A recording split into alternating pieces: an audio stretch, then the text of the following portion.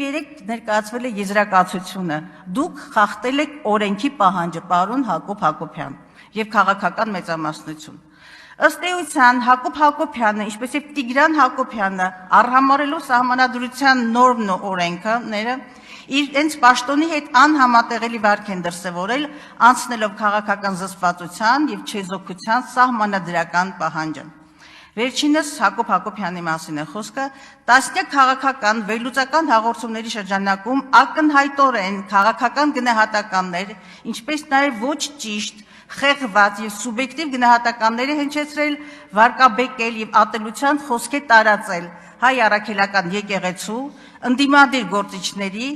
նաև դաշնակցության գաղափարախոսությունը գնահատել է վտանգավոր։ Մասնավորապես ՀՄԵԿ-ի եթերում հարցազրույց հաղորդման շրջանակներում հայտարարել եք, թե այսօր այս իշխանությունները եթե տապալվեն, մեր երկիրը կվերածվի դժոխքի։ Տեսնում եք ինչ հրաշալի պրոպագանդիստ եք, իսկ շարունակ այստեղ տարփոխում է ձեր մտավորական լինելը։ Մեր պատմական դժգոհությունների եւ դժվարությունների մեջ դաշնակցության մեղքը շատ մեծ է։ Դաշնակցության գաղափարախոսությունը վտանգավոր է հայ ժողովրդի համար եւ այլն։ Սրանք ակնհայտ քաղաքական բնույթի, բայց բովանդակությամբ դատարկ եւ սնանկ գնահատականներ են, պարզապես թիրախավորելու համար դաշնակցությանը եւ պատվիրված թիրախավորելու, պատվիրված։ Առերևույթ կարող է թվալ, թե Հակոբ Մովսեսն ու Տիգրան Հակոբյանը իրենց պաշտոնի իրավական եւ սոցիալական բարձր պատասխանատվությունն ու վարքականոնի բարձր նշաձողը արհամարում են, բայց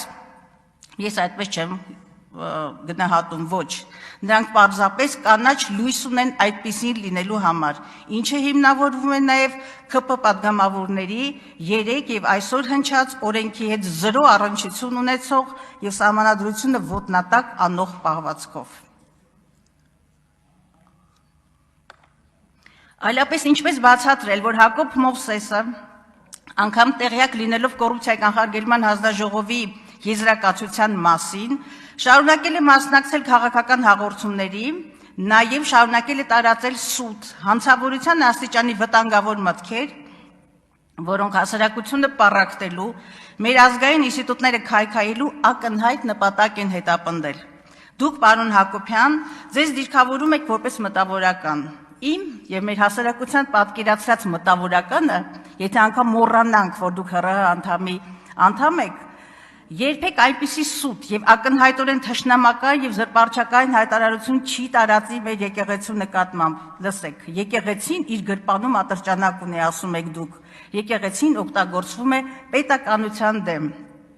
Մեկ այլ հարցազրույցում իմ եւ ձեր եկեղեցին դարձել է ռուսական գաղտնի ծառայությունների վարչություն։ Սա եւս ձեր գոհար մտքերից է, մտավորական Հակոբ Մովսես։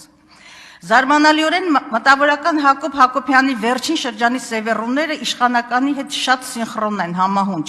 Թիրախում նույն հերոսներն են՝ եկեղեցի, դաշնակցություն, ընդդիմադիր գործիչներ։ Գուցե դուք որոշների կարծիքով լավ բանաստեղծ եք կամ թարգմանիչ, բայց ոչ որևէ հանգամանք, մանավանդ ձեր ներկա պաշտոնի հանգամանքը ձեզ իրավունք չի տալիս թունավորել հանրությանն ու Փաշինյանը հաճո նարատիվներով խորացնել ներազգային թշնամանքը։